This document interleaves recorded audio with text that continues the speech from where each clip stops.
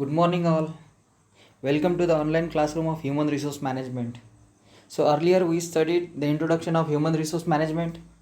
Then, in the next session, we studied what is Human Resource Planning, HRP. Then, we studied what is job analysis, job description, job specification. So, in today's lecture, we will see what is recruitment, then what is the definition of recruitment, what are different sources of recruitment, and the process of recruitment. This is the most important chapter in your syllabus, so concentrate on each topic. So first of all, what is recruitment?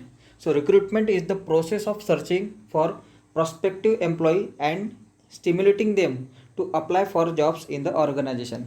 म्हणजे recruitment ही एक अशी process आहे ज्यामध्ये ऑर्गनायझेशनसाठी ज्या काही vacancy राहतात त्या व्हॅकन्सीसाठी अर्ज बोलावले जातात, म्हणजे पूल ऑफ अप्लिकेशन बोलावले जातात.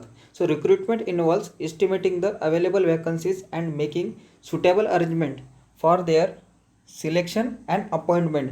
in order to attract people for the job, the organization must communicate the position in such way that job seeker respond. म्हणजे एखाद्या कंपनीला अशा प्रकारे जाहिरात द्यावं लागणार की त्या जाहिरातीमध्ये त्या ऑर्गनायझेशनला कोणत्या पोस्टसाठी किती क्वालिफिकेशन लागतं, किती जागा आहेत आणि कोणते कॅन्डिडेट इलिजिबल राहणार हे सर्व स्पेसिफाय करावं लागणार. त्याला आपण रिक्रुटमेंट म्हणतो. रिक्रुटमेंटमध्ये आणि सिलेक्शनमध्ये डिफरन्स असतो. रिक्रुटमेंटमध्ये फक्त ऑर्गनायझेशन 1000 कॅन्डिडेटपैकी सपोज 1000 कॅन्डिडेट अप्लाय करत आहेत, तर 1000 पैकी त्यांना फक्त 2 कॅन्डिडेट सिलेक्ट करायचे आहे. 2 कॅन्डिडेट सिलेक्ट करण्यासाठी रिक्रुटमेंट या प्रोसेसमधून ते जवळपास 10 किंवा 20 कॅन्डिडेट HR मॅनेजरपर्यंत ठेवतात आणि HR मॅनेजर त्या शेवटच्या 10 किंवा 20 रेझ्यूमपैकी 2 कॅन्डिडेट सिलेक्ट करणार. तर ते 2 कॅन्डिडेटपर्यंत कसं जाणार ही आपल्याला रिक्रुटमेंट प्रोसेसमध्ये शिकायचं आहे. तर पहिली स्टेप आता रिक्रुटमेंटची आहे सोर्सेस कोणते आहेत ते माहीत करून घेणं. आपल्याला रिक्रुटमेंट करायची आहे तर कोणते सोर्सेस आहेत, म्हणजे इंटरनल सोर्सेस कोणते राहणार आणि एक्सटर्नल सोर्सेस कोणते राहणार. So internal sources peoples who are already working in the organization constitute the internal resources. Retrenched employee, retired employees, dependent of deceased employee generally constitute the internal environment. म्हणजेच कोणत्याही ऑर्गनायझेशनमध्ये जर त्यांना व्हॅकन्सी फिल करायच्यात किंवा कोणत्या तरी व्हॅकन्सी झालेल्या आहेत, तर त्या व्हॅकन्सी फिल करताना त्यांना इंटरनल एन्व्हायरमेंटमध्येच आधी सर्च करावं लागणार. म्हणजे ऑर्गनायझेशनमध्ये जे ऑलरेडी वर्क करत आहेत त्यांनाच प्रमोशन देऊन ज्या व्हॅकन्सी त्या भरल्या जाऊ शकतात, किंवा एक्सटर्नल एन्व्हायरमेंटमध्ये जे बाहेरून रिक्रुटमेंट केलं जातं, म्हणजे जे फ्रेशर्स राहणार किंवा दुसऱ्या डिपार्टमेंटमधून जे येतील त्यांना जॉब देणं. म्हणजे आपल्याला नेमकं रिक्रुटमेंट कशा प्रकारची करायची आहे याचा विचार केला जातो. So in the external sources lie outside an organization, so it may be employees working in other organization, job aspirant registered with employment exchange, students from reputed educational institution, then candidates referred by union, friends, relative, existing employee, then candidates forwarded by search firms and contractors.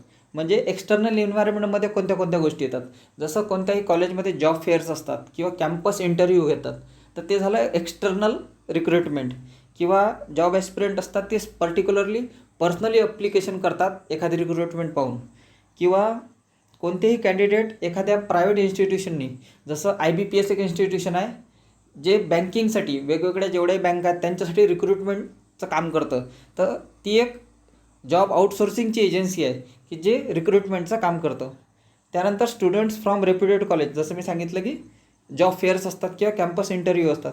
त्यानंतर employee working in other organisation, दुसऱ्या ऑर्गनायझेशनमध्ये काम करणारे जे employee असतात, जे experience employee असतात, त्यांनासुद्धा या जॉबसाठी रिक्रूट केलं जाऊ शकतं. So these are sources of recruitment, that is internal and external. इंटरनल म्हणजे जे ऑर्गनायझेशनमध्ये काम करतात त्यांना प्रमोशन देणं, आणि एक्सटर्नल म्हणजे जे बाहेरून आहेत येणारे ऑर्गनायझेशनमध्ये त्यांना रिक्रूट करणं. तर हे काही रिसोर्सेस आपलं सोर्सेस दिलेले आहेत इथे. इंटरनलमध्ये promotion, transfer, upgrading, demotion, retired employees, retrenched employees. त्यानंतर एक्सटर्नलमध्ये येतात ॲडव्हर्टाइजमेंट थ्रू रिक्रुटमेंट करणं, campus recruitment, placement agency through, outsourcing through किंवा एम्प्लॉयमेंट एक्सचेंज, लेबर कॉन्ट्रॅक्टर्स. इथे लक्ष द्या, सोर्सेस ऑफ रिक्रुटमेंटमध्ये इंटरनल आणि एक्सटर्नल. पुन्हा मी एक साधं उदाहरण देतो तुम्हाला. प्रमोशन, एखाद्या डिपार्टमेंटमध्ये ऑर्गनायझेशनमध्ये जनरल मॅनेजरची रिटायरमेंट झालेली आहे आणि जनरल मॅनेजरची व्हॅकन्सी आहे आता. आणि जनरल मॅनेजरच्या व्हॅकन्सीच्या जागी जर आपल्याला पोस्टिंग करायची आहे, तर सपोज खाली डिपार्टमेंटमध्ये 3 मॅनेजर आहेत. एक HR मॅनेजर आहे, प्रोडक्शन मॅनेजर आहे आणि मार्केटिंग मॅनेजर आहे. या 3 मॅनेजरपैकी कोणत्या तरी आपण एकाला ऑर्गनायझेशन मोटिवेट करणार की तुम्ही जनरल मॅनेजरची जागा घ्या. म्हणजेच ते झालं इंटरनल रिक्रुटमेंट. आणि एक्सटर्नल रिक्रुटमेंटमध्ये एखादी कंपनी जाहिरात देणार, ते जाहिरात पाहून बाहेरचे जे कोणी जॉब सीकर्स राहणार ते अप्लाय करणार, किंवा campus recruitment through, placement through किंवा आउटसोर्सिंग थ्रू. म्हणजे इंटरनल म्हणजे ऑर्गनायझेशनमधले आणि एक्सटर्नल मीन्स बाहेरचे. Okay. So now we will see the process of recruitment in detail. So first step in the recruitment process is recruitment planning, then strategic development, then searching, then screening, evaluation and control. So in the first step, recruitment planning is the first step of the recruitment process where the vacant positions are analyzed and described. It includes job specification, its nature, experience, qualifications, skills required for the job.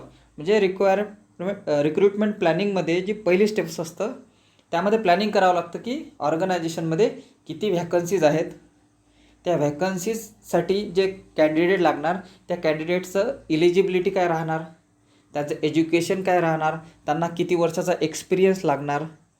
यासाठी जे application पूल बोलावलं जातं त्याला आपण application पूल म्हणतो. तर याची पूर्ण प्लॅनिंग केली जाते की सुरुवातीला आपल्याला किती जागा भरायच्या आहेत. हे पूर्ण प्लॅनिंग फर्स्ट स्टेपमध्ये केलं जातं. त्यानंतर strategy development. So in this step the HR team consider the following point. म्हणजे स्ट्रॅटेजी डेव्हलप करताना कोणते कोणते पॉईंट लक्षात घेतले जातात.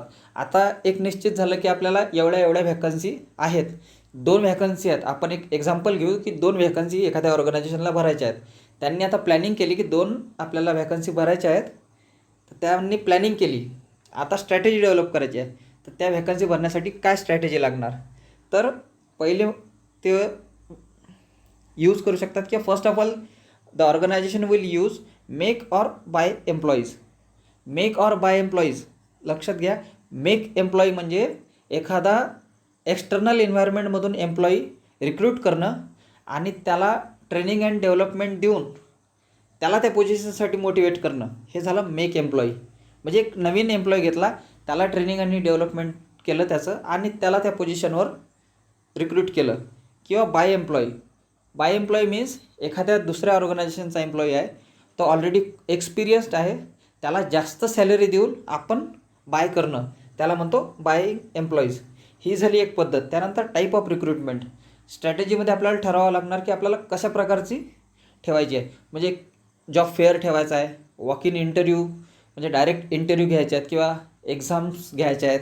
म्हणजे आपल्याला कशा प्रकारचं एक्झाम घ्यायची किंवा कशा प्रकारची आपल्याला रिक्रुटमेंट करायची आहे ते आपण ठरवणार, म्हणजे स्ट्रॅटेजी करणार त्याविषयी. त्यानंतर जिओग्राफिकल एरिया म्हणजे आपल्याला कोणत्या भागातून कॅन्डिडेट लागणार.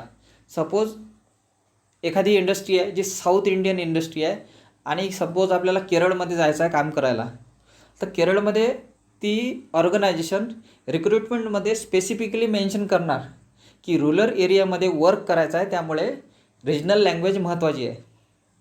So the organisation will prefer the candidates who know the regional language of Kerala, that is Malayalam. म्हणून जिओग्राफिकल एरियासुद्धा लक्षात घेतला जाऊ शकतो की ऑर्गनायझेशन कोणत्या एरियामध्ये आहे, त्यामुळे वर्किंग जे जॉब डिस्क्रिप्शन राहणार. जर कॅन्डिडेटला रुरल एरियामध्ये काम करायचं असणार तर त्या कॅन्डिडेटला रिजनल लँग्वेज येणं महत्त्वाचं असतं. त्यामुळे जिओग्राफिकल एरियासुद्धा कन्सिडर केला जातो.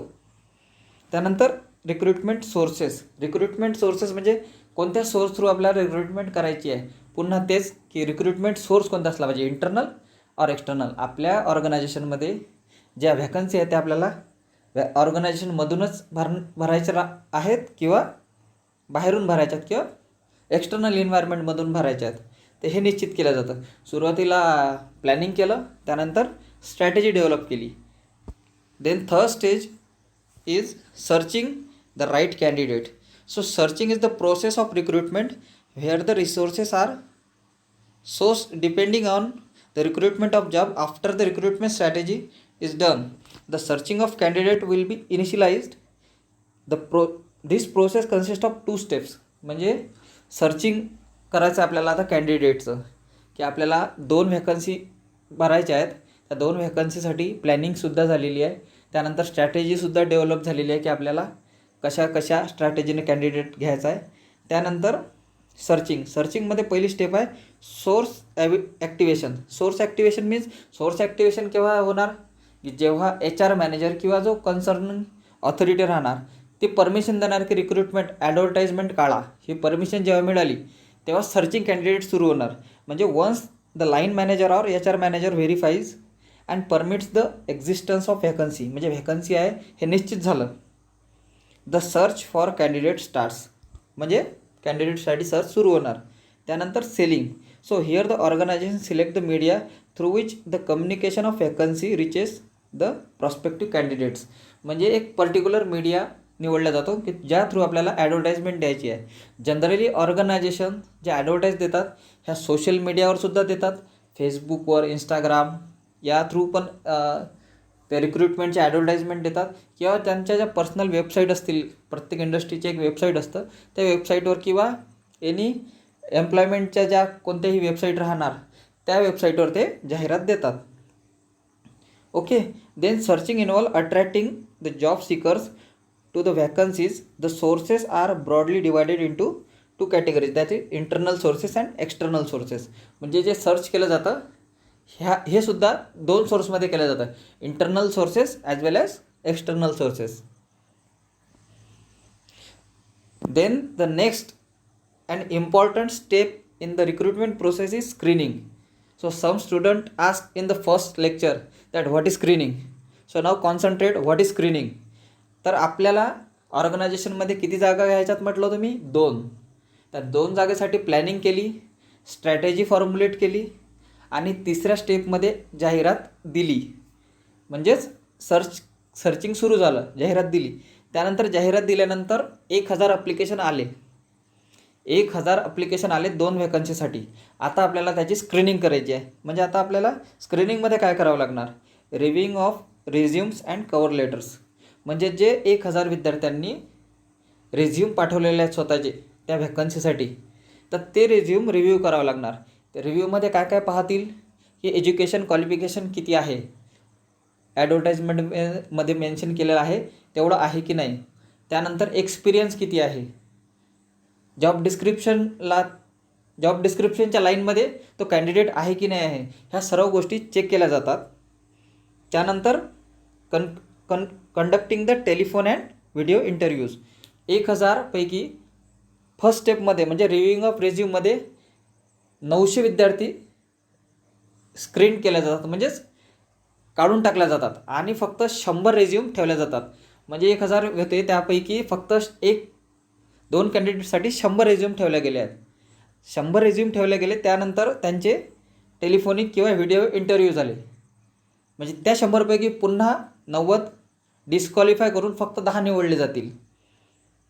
एक वेळा इंटरव्ह्यू झाला की त्यापैकी 90 डिस्क्वालिफाय करतील आणि फक्त 2 निवडले जातील. म्हणजे 1000 होते, 1000 रेझ्यूमपैकी फक्त 100 रेझ्यूम ठेवले, 100 रेझ्यूमपैकी त्यांचा इंटरव्ह्यू घेतला, इंटरव्ह्यूनंतर त्यापैकी फक्त 10 ठेवले.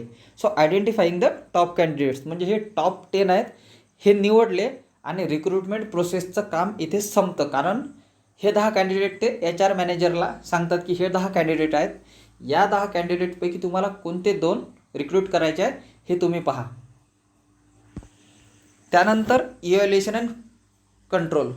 इव्हॅल्युएशन अँड कंट्रोलमध्ये सर्वात महत्त्वाचं असतं की ही जी एवढी रिक्रुटमेंटची प्रोसेस कंपनीने किंवा ऑर्गनायझेशनने केलेली आहे, तर या प्रोसेसला किती खर्च लागला आणि एवढा खर्च लागल्याच्या नंतर जे 10 कॅन्डिडेट 1000पैकी 10 कॅन्डिडेट निवडले ते त्या पोझिशनसाठी व्यवस्थित आहेत का, त्यांचं क्वालिफिकेशन अँड ऑल ते साजेसं आहे का, म्हणजे आपण जो खर्च केलेला आहे रिक्रुटमेंटवर तो व्यवस्थित झाला का, याचं पूर्ण इव्हॅल्युएशन आणि कंट्रोलिंग या स्टेपमध्ये केलं जातं. So evaluation and control is the last stage in the process of recruitment. In this process, the effectiveness and the validity of process and methods are assessed. Recruitment is costly process. Hence, it is important that performance of recruitment process is thoroughly evaluated. म्हणजे recruitment करण्याची जी process आहे ही महाग आहे किंवा जास्त costly आहे, कारण वेगवेगळ्या ठिकाणी ॲडव्हर्टाइजमेंट द्यावं लागतं, त्यामुळे ही प्रोसेस कॉस्टली आहे. त्यामुळे जे कॅन्डिडेट भेटणार हे इफेक्टिव्ह असले पाहिजेत असं ऑर्गनायझेशनला वाटतं. म्हणून इव्हॅल्युएशन आणि कंट्रोल हे महत्त्वाचं असतं. तर आपण आता या चॅप्टरमध्ये शिकलो की रिक्रुटमेंट कशी करायची. आता रिक्रुटमेंटच्या नंतर आपण नेक्स्ट चॅप्टर शिकणार आहोत सिलेक्शन. आणि सिलेक्शन एक वेळा झालं की त्यानंतर इंडक्शन, म्हणजेच त्या कॅन्डिडेटला ट्रेनिंग आणि डेव्हलपमेंट कसं दिलं जाणार. तर आजच्या क्लासमध्ये आपण शिकलो की रिक्रुटमेंट म्हणजे काय, रिक्रुटमेंटचे सोर्सेस कोणते कोणते असतात, इंटरनल आणि एक्सटर्नल. त्यानंतर प्रोसेस कशी असतं, म्हणजे कॅन्डिडेटला रिक्रूट करण्यासाठी कोणती प्रोसेस केल्या जातं, म्हणजे रिक्रुटमेंट प्लॅनिंग कशी होतं. Then what is strategy development, then searching, screening, evaluation and control, म्हणजे ह्या सर्व स्टेपने रिक्रुटमेंट कशी केलं जातं हे आपण आज पाहिलेलं आहे. तर यानंतरच्या क्लासमध्ये आपण पाहू सिलेक्शन कशा प्रकारे केलं जातं आणि त्यानंतर इंडक्शन. तर हे एक तिन्ही recruitment, selection and induction human resource acquisition या चॅप्टरमध्ये येतं. तर नेक्स्ट चॅप्टर आपण पाहूया नेक्स्ट लेक्चरमध्ये. Thank you so much.